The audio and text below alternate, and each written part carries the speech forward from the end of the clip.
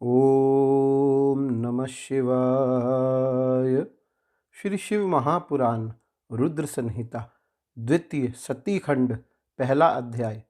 नारद जी बोले, हे विधे, भगवान शंकर की कृपा से आप सब कुछ जानते हैं। आपने शिव और पार्वती की बहुत ही अद्भुत तथा मंगलकारी कथाएं कही हैं। आपके मुखारविंद से निकली हुई शंभू की श्रेष्ठ कथा को सुनकर मैं अतृप्त ही हूँ। हे प्रभु, मैं उसे पुनः सुनना चाहता हूँ। हे विधे, पहले आपने शंकर के पूर्णांश महेशान कैलाशवासी तथा जितेंद्रिय जिन रुद्र का वर्णन किया, वे योगी जितेंद्रिय विष्णु आदि सभी देवताओं से सेवा के योग्य, संतों की परम गति, निर्विकार महाप्रभु निर्द्वंद होकर सदैव क्रीड़ा करते रहते थे। विष्णु की प्रार्थना से प्रसन्न होकर वे मंगलमयी परम तपस्विनी तथा श्रेष्ठ स्त्री से विवाह करके गृहस्थ बन गए। सर्वप्रथम वे शिवा दक्ष पुत्री हुई और तत्पश्चात पर्वतराज हिमालय की कन्या पार्वती के रूप में उन्होंने जन्म लिया। एक ही शरीर से वे दोनों की कन्या किस प्रकार से मानी गई? वे सती पुनः पार्वती होकर शिव को कैसे प्राप्त हुई? हे ब्रह्मन, यह सब तथा अन्य बातों को भी आप कृपा करके बताइए। सूत जी बोले, शिव भक्त देव ऋषि नारद के इस वचन को सुनकर मन से अत्यंत प्रसन्न होकर ब्रह्मा जी कहने लगे। ब्रह्मा जी बोले, हे तात, हे मुनि श्रेष्ठ, सुनिए। अब मैं शिव की मंगलकारिणी कथा कह रहा हूँ, जिसको सुनकर जन्म सफल हो जाता है, इसमें संशय नहीं है। हे तात, पुराने समय की बात है। अपनी संध्या नामक पुत्री को देखकर पुत्रों सहित मैं कामदेव के बाणों से पीड़ित होकर विकारग्रस्त हो गया। हे तात, उस समय धर्म के द्वारा स्मरण किए गए महायोगी और महाप्रभु रुद्र पुत्रों सहित मुझे धिक्कार कर अपने घर चले गए। जिनकी माया से मोहित हुआ मैं वेद वक्ता होने पर भी मूढ़ बुद्धि वाला हो गया, उन्हीं परमेश्वर शंकर के साथ मैं अकारणीय कार्य करने लगा। शिव की माया से मोहित हुआ मैं मूढ़ अपने पुत्रों के सहित ईर्ष्यावश उन्हीं को मोहित करने के लिए अनेक उपाय करने लगा। हे मुनीश्वर, उन परमेश्वर शिव के ऊपर किए गए मेरे तथा मेरे उन पुत्रों के सभी उपाय निष्फल हो गए। तब अपने पुत्रों सहित उपायों को करने में विफल हुए मैंने लक्ष्मीपति विष्णु का स्मरण किया। शिव भक्ति परायण तथा श्रेष्ठ बुद्धि वाले भगवान विष्णु ने आकर मुझे समझाया। शिव तत्व को भली भांति जानने वाले भगवान रमापति के द्वारा समझाए जाने पर भी विमोहित मैं अपनी ईर्ष्या और हठ को नहीं छोड़ सका। तब मैंने शक्ति की सेवा कर उन्हें प्रसन्न किया। उनकी ही कृपा से शिव को मोहित करने के लिए अपने पुत्र दक्ष से वीरणी की कन्या असिकनी के गर्भ से कन्या को उत्पन्न किया। अपने भक्तों का हित करने वाली वही उमा दक्ष पुत्री नाम से प्रसिद्ध होकर दुस्सह तप करके अपनी दृढ़ भक्ति से रुद्र की पत्नी हो गई। विकार सहित बुद्धि वाले वे प्रभु रुद्र अपने विवाह काल में मुझे मोहित कर उमा के साथ गृहस्थ होकर उत्तम लीला करने लगे।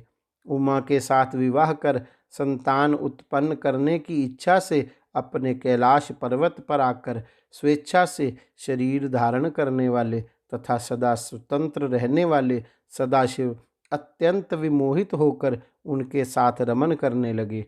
हे मुने, उनके साथ विहार करते हुए निर्विकार शिव का वह सुखकारी बहुत सा समय बीत गया। तदंतर किसी निजी इच्छा के कारण रुद्र की दक्ष से स्पर्धा हो गई।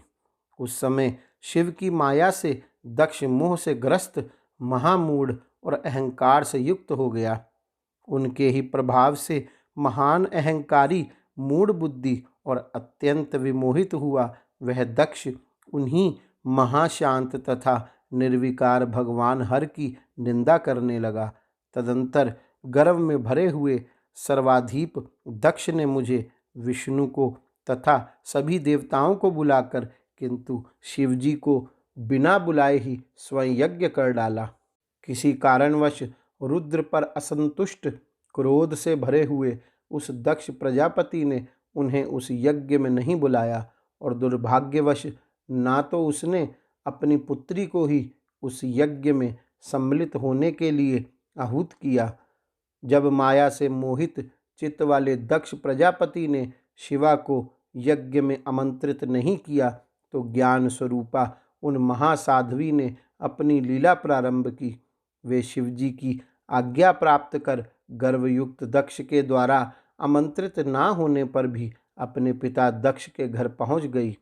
उन देवी ने यज्ञ में रुद्र के भाग को ना देखकर और अपने पिता से अपमानित होकर वहां उपस्थित सभी की निंदा करके योगाग्नि में अपने शरीर को त्याग दिया। यह सुनकर देवदेवेश्वर रुद्र ने दुस्सह क्रोध करके अपनी महान जटा उखाड़कर वीरभद्र को उत्पन्न किया।